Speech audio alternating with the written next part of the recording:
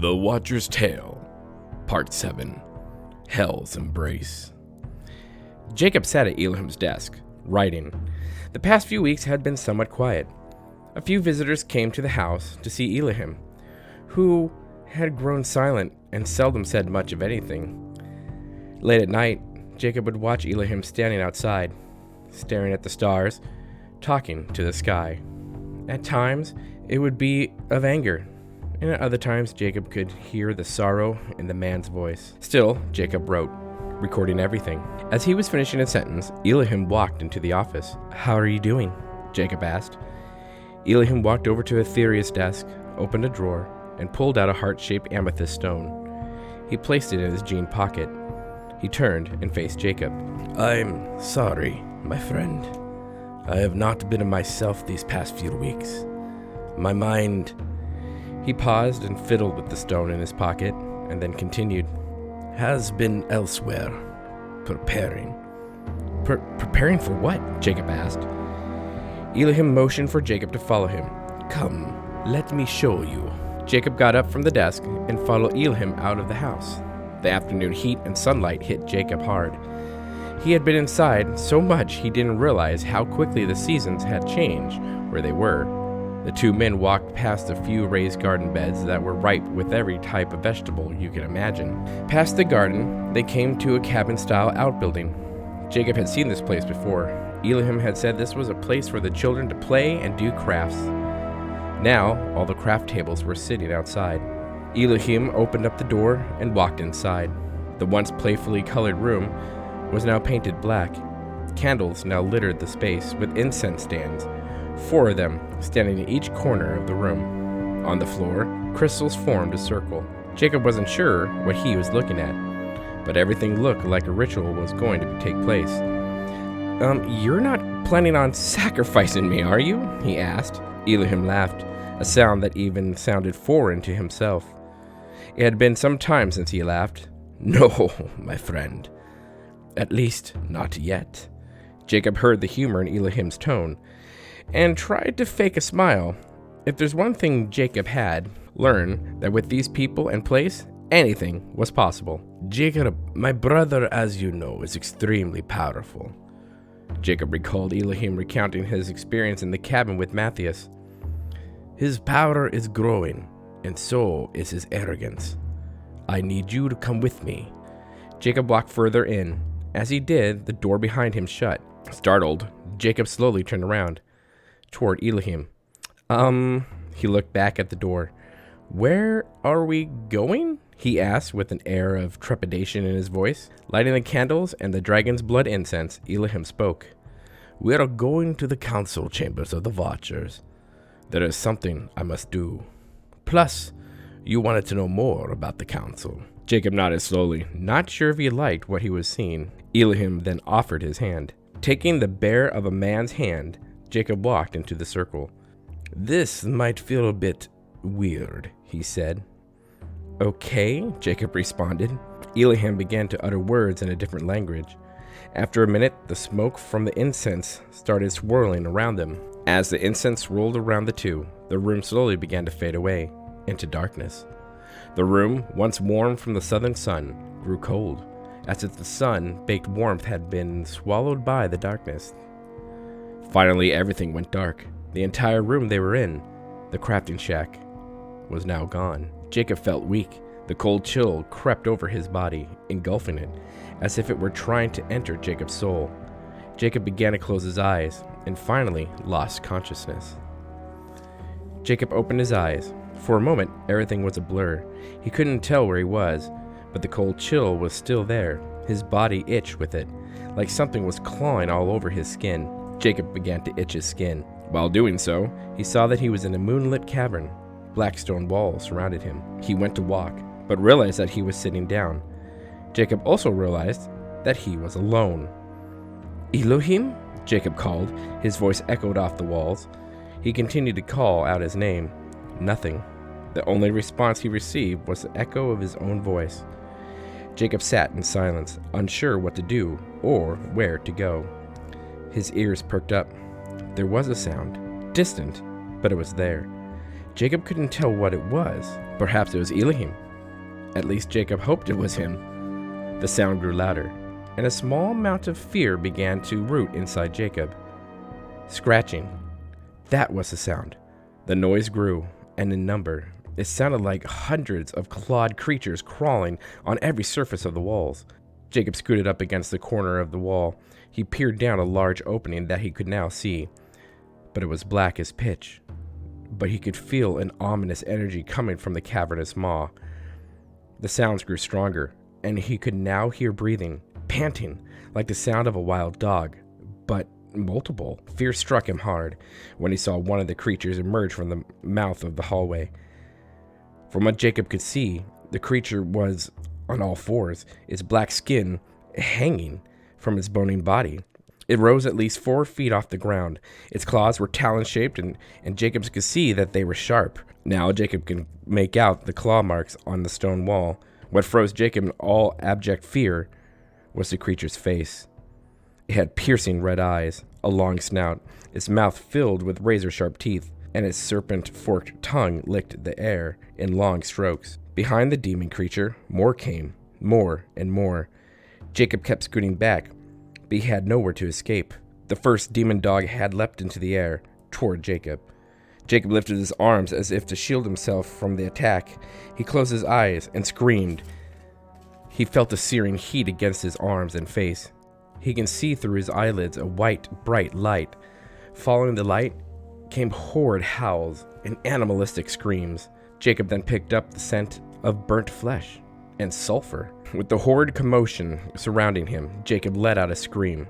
His life, he knew, was over. Then, as if someone turned out the lights, Jacob saw only darkness through his closed eyes. The smell still remained, lingering in the air. Slowly, Jacob opened his eyes. He screamed again. The hellhound was standing right in front of his face, its jaws open wide, teeth bare. Why hadn't it struck? Why is the demon just there? Jacob thought. As if his question were being answered, the creature moved, but not towards Jacob. Instead, the creature began to fracture and crack into 1,000 pieces of charred ash, and fell in pieces to the ground. While Jacob looked around, he could count at least 12 of these creatures were in the room, all in the same condition. As if a massive burst of fire filled the room, engulfing all the demon dogs, except for Jacob. He checked his body just to make sure. He breathed a sigh of relief to see that none of him had even a singe on his pants or shoes. Slowly, Jacob stood up. Where the hell am I? Then he remembered. Elohim said they were going to the council chambers, but even Jacob knew this was someplace different, someplace evil. The other was, where was Elohim? Jacob stepped around the charred creatures and hesitantly peered down the hallway. Jacob! Jacob spun on his heels. He was about to respond when a voice returned. Do not speak with your mouth. They will hear you. Who? Before he could finish, a hand covered his mouth.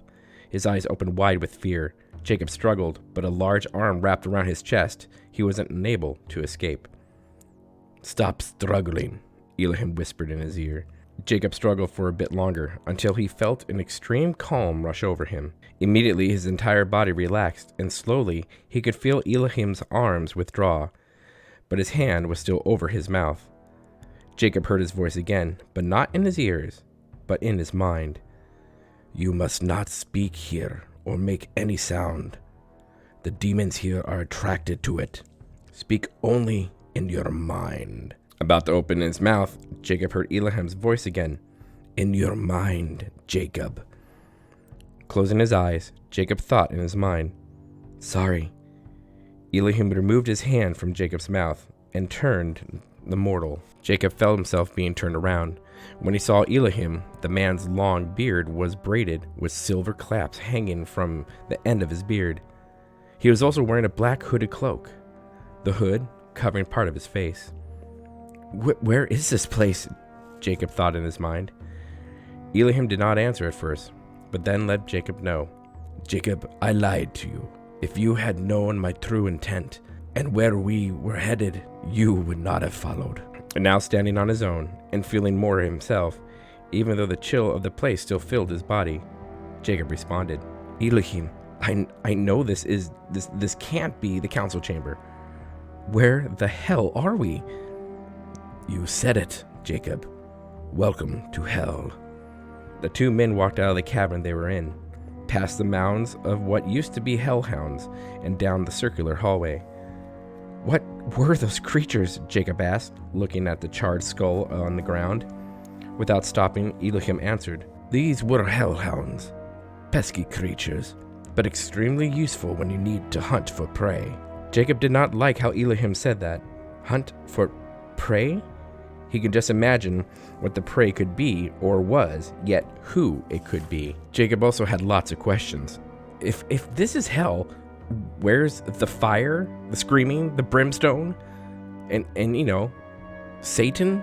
Elohim didn't skip a beat. You see it as it is before your judgment. Swallowing hard, Jacob continued asking a question.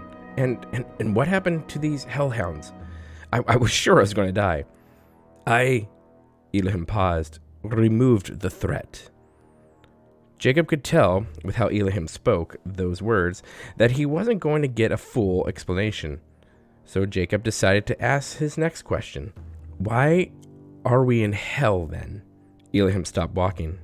Jacob, all my lives I have worked hard to remove the darkness that collects in my soul because of what and who I am. Elohim paused and then continued. In fact, Atheria, not too long ago, helped me seal the last bit of darkness that had been hiding in the shadow of my soul. To truly defeat Matthias once and for all, I must break all the seals and embrace all that I am. Jacob felt the weight of those words. He could tell by the tone Elohim was not looking forward to what he was about to do. Elohim and Jacob continued in silence for what seemed like a long time. They passed corridor after corridor, turned a few directions until they came to a long, broken stairway that led down to a large cavern. Before we go further, you must stay calm and not speak a word out loud, no matter what happens or what you see. Remain silent. Jacob nodded, unsure of himself. The hellhounds looked and sounded horrific. What were they about to witness? What was he about to see? The two men descended down the stairs. Jacob noticed large chains hanging from the distant ceiling. At the ends hung cages that came to a blazing life as they passed under them. The fire casted their shadows against the stone walls, giving their silhouettes a very eerie and unnatural appearance. Finally, they came to a large wooden door, with serpents made of wrought iron circling the wooden door.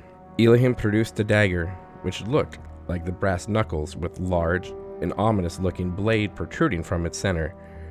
He felt with his fingers against the wood grain. Stopping, he found the lock. Taking the dagger, he slid it into the door lock and turned it. All of a sudden, the iron snakes moved at the sound, and the sound of a latch filled the cavern, echoing off the walls. The door opened, and Elohim with Jacob entered. It was a small room, unassuming, until Jacob looked and saw 3 doors, all of equal size. Elohim walked to the first door. It was plain, only a wooden door. On the door was a clay seal with the same type of ancient runes circling the area of the circle. Elohim spoke aloud the runes. As he finished, the door unlocked. Jacob peered beside Elohim. The small room held a small pillar. Upon the pillar was a single green apple. Elohim walked into the small vault and grabbed the apple. Walking out, the vault door closed behind him. Moving the apple around in his hand, Elohim stared at it. Jacob looked at the unassuming apple and back at Elohim. He could tell that the bear-like man was deep in thought. Jacob watched as Elohim lifted the apple to his mouth. He was about to bite it when a cold, shrill voice echoed in the chamber they were in. Are you sure you wanted to taste the first fruit, Adonai? The voice said. Elohim stopped and said a name out loud. Hello, reader. Jacob here. Sorry to interrupt the story, but Elohim asked me not to mention the name of the demon. Sorry, no names to share, so we'll just call him Demon. Okay? Now, I know you want an explanation, but I really cannot give you one at the moment, because Elohim's looking at me right now, And I just gotta continue. Sorry. So yeah, we're just gonna call him Demon. Well, back to the story. Speak, Demon, Elohim said. Out of the shadow, a tall, bent, and sickly thin creature like man stepped forward. He had long arms and legs. Adonai, you swore an oath to never return to this vault. You swore to her, the soul flame. He spoke while walking toward the two men. Jacob backed away behind Elohim. I know, Demon, but Matthias is out of control and must be stopped, and I know only one way. The demon shuffled close. Ah, yes, we have heard of his betrayal and the soul flame separation.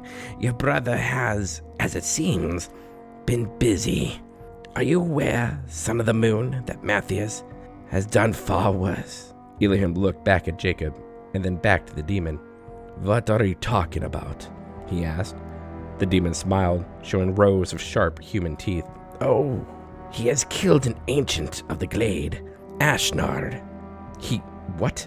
Yes, the wind speaker, Ashnard, lays dead. How? I do not know. But enough of your brother's damnable sins.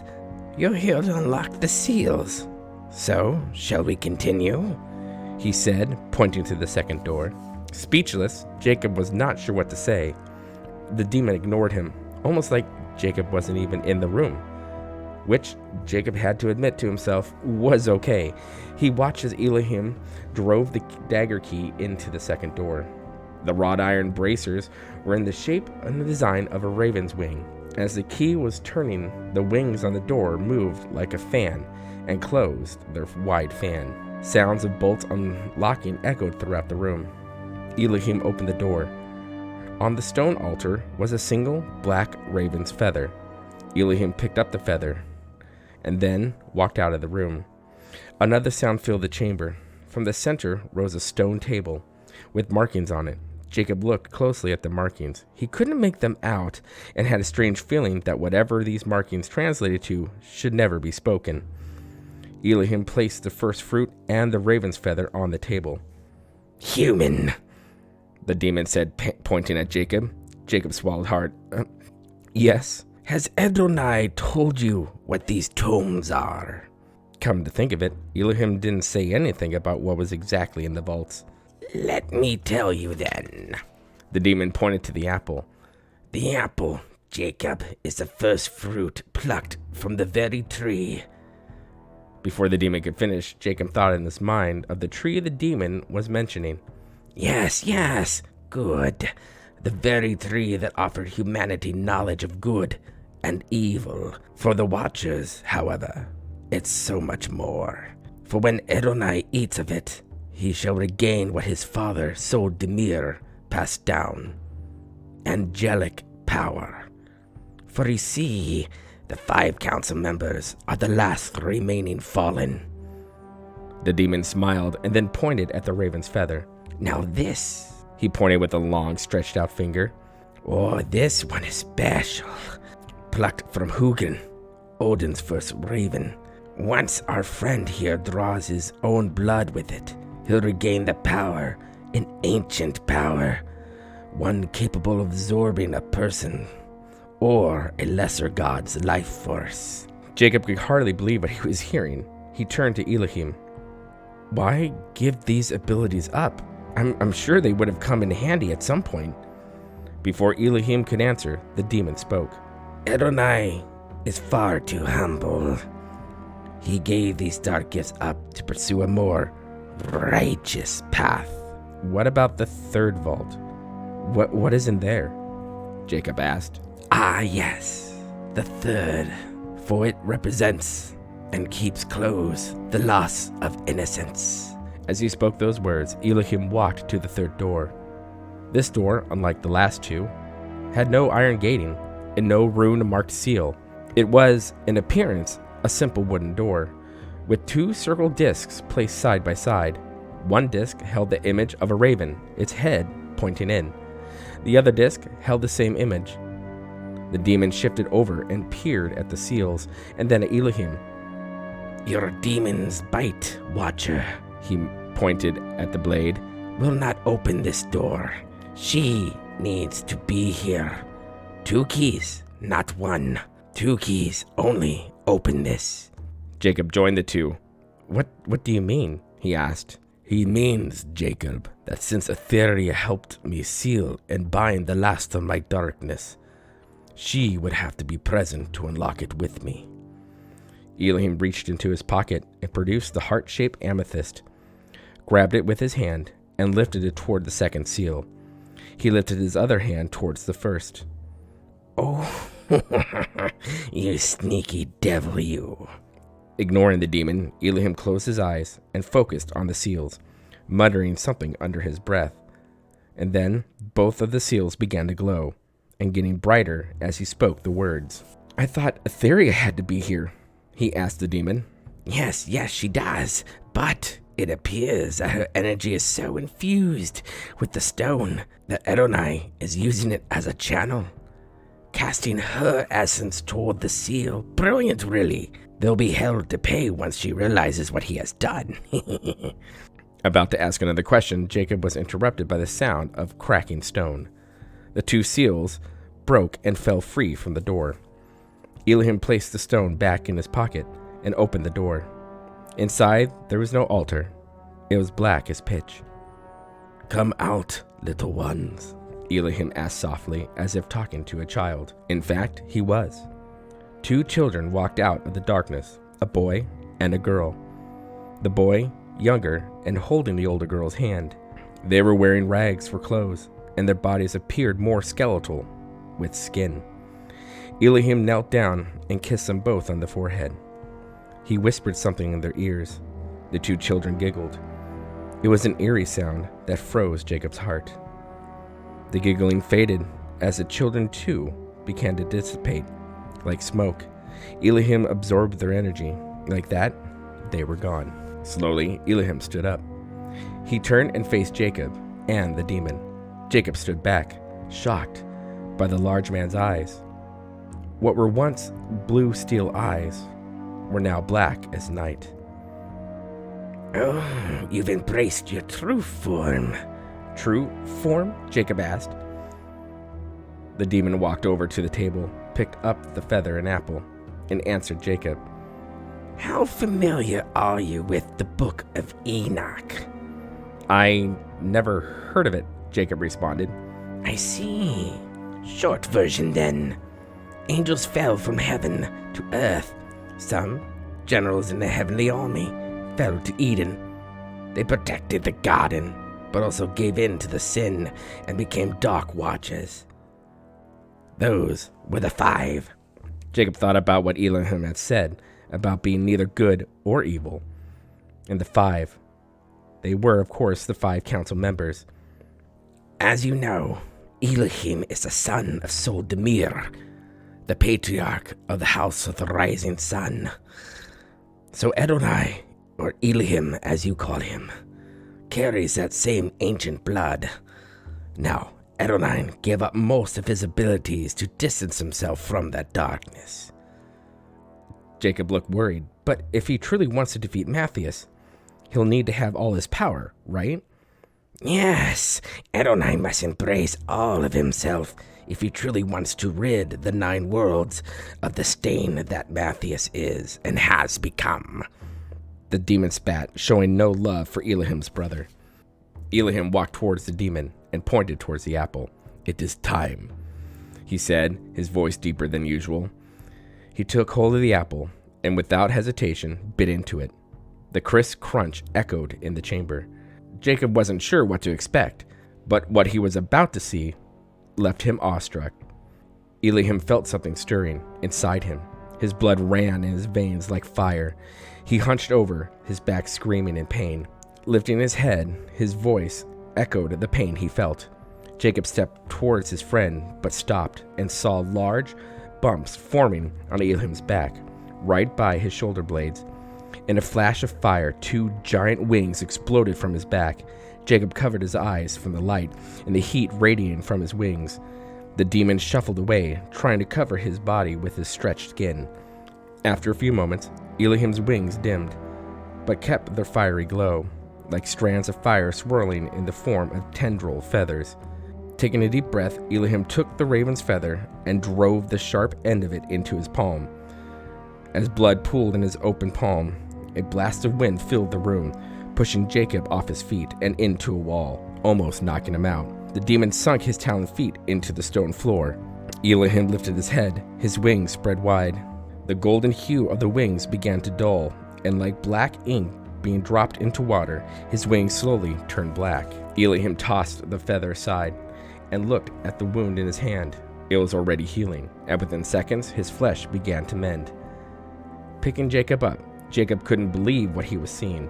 Elohim appeared like someone or something you wouldn't want to mess with. Suddenly, outside the cavern, hundreds of hellhounds howled. They heard his scream. As the demon spoke, the demon dogs burst into the room, but before they could reach their targets, Elohim reached out his hand, and the dozen dogs burst into flames. And then, their horrid screams filled the room. And then, like in the beginning with Jacob, there was silence. Ash floated in the air. Jacob got up, and the demon uncovered himself. Elohim walked out of the vaults where the other hounds were. The demon dogs whimpered away when they saw the Dark Watcher. There was one last thing for Elohim to do. One last thing that he believed would help protect his family. Closing his eyes, he searched for a connection. And then, he found it. It glowed brightly with rainbow colors. It was the connection between him and Atheria. Elohim took hold of the connection, and before he cut it, he whispered, "I am sorry, my love. May my sacrifice keep our family safe." He gripped the connection tighter. "Remember me." He felt the message send down the connection. Then he snapped the connection. The rainbow colors pulsated and then dimmed. Opening his eyes, Elohim found himself on one knee. A cold, depressive chill covered his body. For the first time in 6,000 years, he felt alone. She was gone. Elohim could no longer feel Atheria, no longer sense her emotions. It was as if she had died. Tears fell silently down his face as he stood up. There was one last message to send. "Munin!" Elohim shouted. From a distance, a large raven swept into the cavern. It circled Elohim and then landed on his outstretched arm. Petting the ancient bird, Elohim whispered into its ear, "Munin, find Matthias and tell him this. Brother, you know where to find me. If you want everything I have been blessed with, you must end me. When Mother rises high in full glory, then we shall meet and end this struggle." Munin spread its wings and flew off. It was time to end this, time to break the curse of the shadow, even if it meant that Elohim would have to die as well. The end.